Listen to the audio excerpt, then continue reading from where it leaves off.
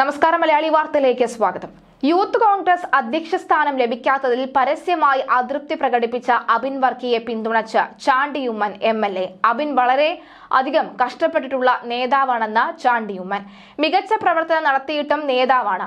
വേദനയുണ്ടാക്കുക സ്വാഭാവികമാണ്. അബിനെ കൂടുതൽ പരിഗണിക്കപ്പെടേണ്ട വ്യക്തിയാണ് എന്ന കാര്യത്തിൽ സംശയമില്ല. അബിന് വിഷമമുണ്ടായെങ്കിലും പാർട്ടി തീരുമാനം അംഗീകരിക്കുകയാണ് ചെയ്യേണ്ടതെന്നും ചാണ്ടി ഉമ്മൻ വ്യക്തമാക്കി. എന്റെ പിതാവിന്റെ ഓർമ്മ ദിവസം എന്നെ പാർട്ടി പദവിയിൽ നിന്ന് നീക്കി. എനിക്കതിൽ വലിയ മാനസിക വിഷമം ഉണ്ടാക്കി. ഇക്കാര്യത്തിൽ എന്നോട് ചോദിക്കുക പോലും ചെയ്തില്ല. എന്നോട് പറഞ്ഞിരുന്നുവെങ്കിൽ രാജിവെച്ച് ഒഴിഞ്ഞേനെ. അപമാനിക്കുന്ന രീതിയിലാണ് എന്നെ പുറത്താക്കിയത്. അപ്പോഴും പാർട്ടി തീരുമാനമാണ് എന്ന് ഞാൻ പ്രതികരിച്ചു. ചാണ്ടി ഉമ്മൻ മാധ്യമങ്ങളോട് പറഞ്ഞു. യൂത്ത് കോൺഗ്രസ് ദേശീയ ഔട്ട്റീച്ച് സെല്ലിന്റെ ചെയർമാൻ ആയിരുന്നു ചാണ്ടി ഉമ്മൻ.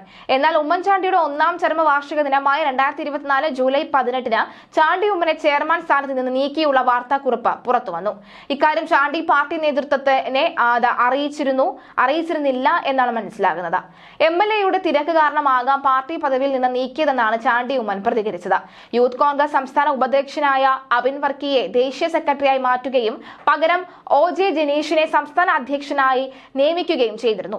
രാഹുൽ മാങ്കൂട്ടത്തിൽ രാജിവെച്ചതിനെ തുടർന്ന് ഒഴിവാകുന്ന സംസ്ഥാന അധ്യക്ഷ പദവി അബിൻ വർക്കിക്കാണ് ലഭിക്കേണ്ടിയിരുന്നത്. ഈ സാഹചര്യത്തിലാണ് ചാണ്ടി ഉമ്മൻ പാർട്ടി നേതൃത്വത്തിനെതിരെ പരസ്യമായി പൊട്ടിത്തെറിച്ചത്. യൂത്ത് കോൺഗ്രസ് അധ്യക്ഷ സ്ഥാനം ലഭിക്കാത്തതിൽ അതൃപ്തി പരസ്യമാക്കി അബിൻ വർക്കി കഴിഞ്ഞ ദിവസം രംഗത്തെത്തിയിരുന്നു. തെരഞ്ഞെടുപ്പുകൾ അടുത്ത സാഹചര്യത്തിൽ സർക്കാരിനെതിരായ പോരാട്ടം കേരളത്തിൽ തന്നെ തുടരാൻ അനുവദിക്കണമെന്നാണ് നേതൃത്വത്തോട് ആവശ്യപ്പെടുമെന്ന് യൂത്ത് കോൺഗ്രസ് ദേശീയ സെക്രട്ടറിയായി തെരഞ്ഞെടുക്കപ്പെട്ട അബിൻ വർക്കി മാധ്യമപ്രവർത്തകരോട് പറഞ്ഞു. താൻ ഏറ്റവും കടപ്പെട്ടത് രാഹുൽ ഗാന്ധിയോടാണ്. അദ്ദേഹം കൊണ്ടുവന്ന തെരഞ്ഞെടുപ്പ് പ്രക്രിയയിലൂടെയാണ് ഭാരവാഹി സ്ഥാനത്ത് എത്തിയത്. വൈസ് പ്രസിഡന്റ് എന്ന നിലയിൽ പാർട്ടി ഏൽപ്പിച്ച എല്ലാ ഉത്തരവാദിത്തവും നിറവേറ്റിയിട്ടുണ്ട്. പാർട്ടി ഇന്നൊരു പ്രധാന യുദ്ധമുഖമാണ്. തദ്ദേശ നിയമസഭാ തെരഞ്ഞെടുപ്പുകൾ ആസന്നമായ സാഹചര്യത്തിൽ ജനവിരുദ്ധ സർക്കാരിനെതിരായ പോരാട്ടത്തിൽ കേരളത്തിൽ ഉണ്ടാകേണ്ടത് അനിവാര്യമാണ് എന്ന് താൻ കരുതുന്നു.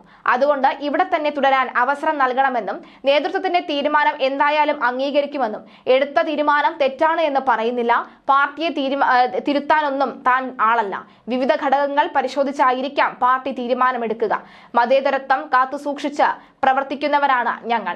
പ്രത്യേക സമുദായത്തിൽപ്പെട്ട ആളായതുകൊണ്ടാണോ താഴ്ത്തപ്പെട്ടതെന്നും താനൊരു ക്രിസ്ത്യാനിയായതാണോ തന്റെ കുഴപ്പമെന്നും നേതൃത്വമാണ് വ്യക്തമാക്കേണ്ടതെന്നും അബിൻ വർക്കി പറഞ്ഞിരുന്നു.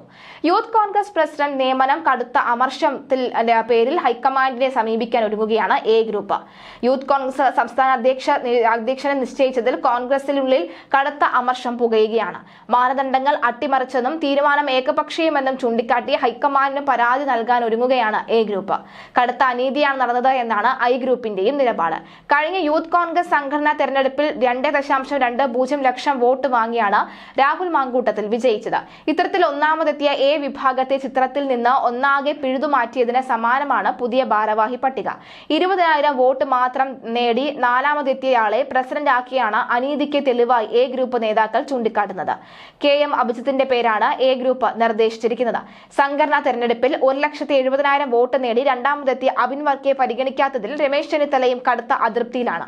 അതേസമയം KC വേണുഗോപാൽ വിഭാഗത്തിന്റെ ഇടപെടലാണ് ഇങ്ങനെയൊരു പട്ടികയ്ക്ക് കാരണമെന്ന് A ഗ്രൂപ്പും I ഗ്രൂപ്പും കരുതുന്നു. വിഷയത്തിൽ ഇരു വിഭാഗവും ആശയവിനിമയം നടത്തിയതായും സൂചനയുണ്ട്. സംസ്ഥാന രാഷ്ട്രീയത്തിൽ സജീവമാകാനുള്ള KC വേണുഗോപാലിന്റെ നീക്കങ്ങളുടെ ഭാഗമാണ് അപ്രതീക്ഷിത പട്ടിക എന്ന ചർച്ചയും പാർട്ടിക്കുള്ളിലുണ്ട്. പ്രസിഡന്റ് പദവിയിലേക്ക് OBC പ്രാതിനിധ്യമാണ് പരിഗണിച്ചത് എന്ന ന്യായീകരണവും A ഗ്രൂപ്പിന് ഉൾക്കൊള്ളാനായിട്ടില്ല.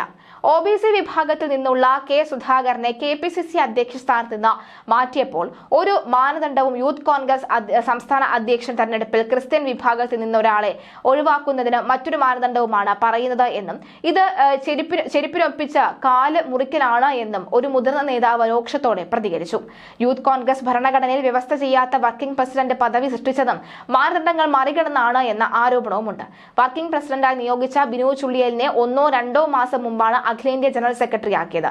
പിന്നാലെ 2 ആഴ്ച മുമ്പ് ഗോവയുടെ ചുമതലയും നൽകി. ഇങ്ങനെ ഒരാളെ കേരളത്തിലേക്ക് വർക്കിംഗ് പ്രസിഡന്റായി എത്തിക്കേണ്ട അനിവാര്യത എന്താണ് എന്ന ചോദ്യവും സംഘടനയ്ക്കുള്ളിൽ ഉയരുന്നുണ്ട്.